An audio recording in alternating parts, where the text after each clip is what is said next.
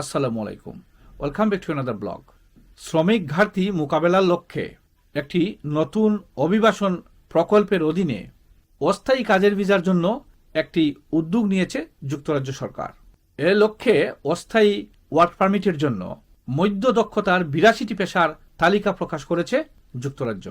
English চ্যানেলে অনিয়মিত পথে নৌকায় অভিবাসী আগমন নিয়ে দেশটির ভোটারদের মধ্যে উদ্বেগ বেড়েছে।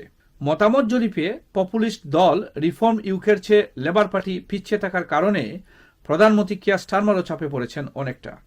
বিশ্লেষকরা বলছেন, মূলত ভোটারদের মন জয়ের লক্ষ্যেই অভিবাসনের বিষয়ে আরও কঠোর অবস্থান নেওয়ার চেষ্টা করছেন স্টারমার।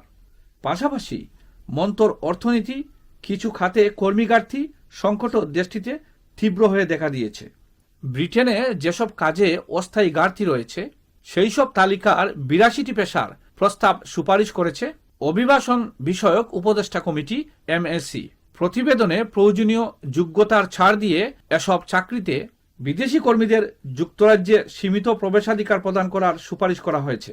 কমিটি বলেছে, MAC যেসব পেশার সুপারিশ করবে সেগুলোতে অভিবাসী শ্রমের প্রয়োজনীয়তা কমানো এবং স্থানীয় কর্মীদের সর্বাধিক ব্যবহারে গৃহীত পরিকল্পনাও উপস্থাপন করতে হবে।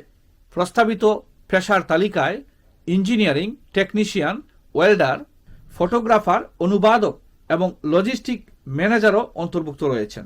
কমিটির সুপারিশ অনুযায়ী যোগ্য প্রার্থীদের ৩ থেকে ৫ বছরের ভিসা দেওয়া হতে পারে।